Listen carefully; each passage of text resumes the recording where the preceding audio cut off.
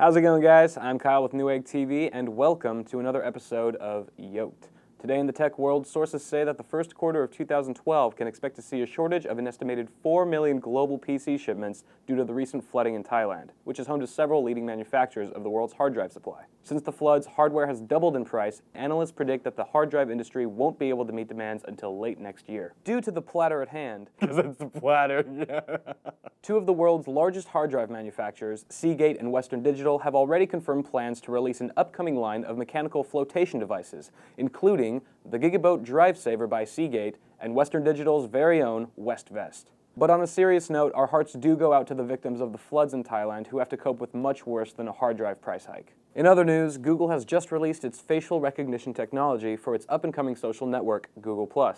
Similar to Facebook, the new app will make photo tagging easier by recognizing uploaded photos of you and encouraging your contacts to tag you in the picture. But unique unto itself is the user's ability to enable or disable the app from being active. Because as much as we love taking pictures of ourselves, let's be honest, no one ever likes the way they look in photos taken by other people. Oh, yes. Oh, I look amazing. Paul tagged you in 2 photos. Let's check them out. Oh, God, what is that? I blinked. Why would you tag that? Today's top story takes place in Dublin, California, where an experiment gone bad conducted by the crew of the hit TV series Mythbusters caused a cannonball to wreak havoc on a suburban neighborhood. Apparently, the cannonball made an unexpected bounce after launch, which caused it to hurtle out far beyond the control zone before piercing mercilessly through the walls of several people's homes. The experiment was supposed to test the effectiveness of a cannonball made from unorthodox materials. Instead, it threatened the safety of a town, caused an onslaught of property damage, and put the Kool-Aid Man out of a job. That's all for the tech world today, and now we'll take it to Joanne for some important Newegg announcements. Hey guys, I have another announcement for you.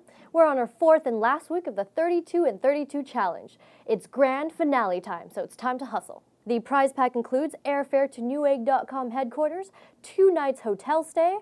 You also get a Newegg.com shopping spree where you get to pick your components and build your ultimate Intel-powered PC. Wow, can't say I'm not envious. As an added bonus, you'll get to show off your PC on Newegg TV with us. We can't wait to have you. To enter, you simply make a video explaining in 32 seconds or less, I know you can do it, why you deserve your very own 32nm Intel Unlock processor-based PC. In our next segment, Paul's Perky Parts.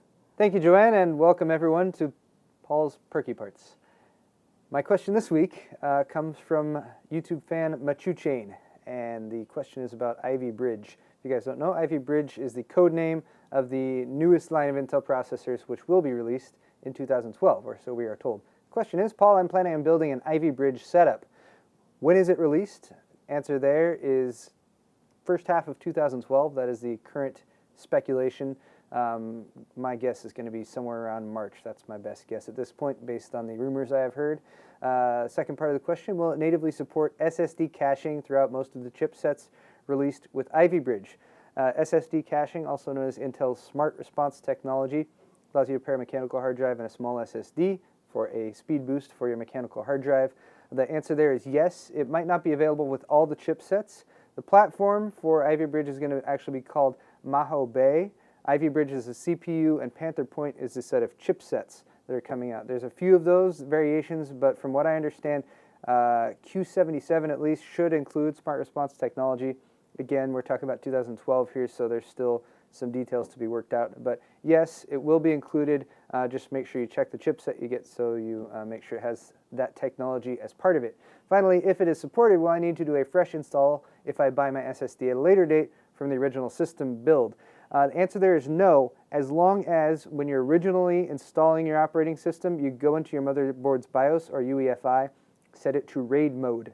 You don't want AHCI, you don't want IDE. If you set it to RAID mode, do your installation, then at a later date, you can add that SSD to your system, use Intel's software within the operating system, and simply plug in that SSD and turn on hard drive acceleration.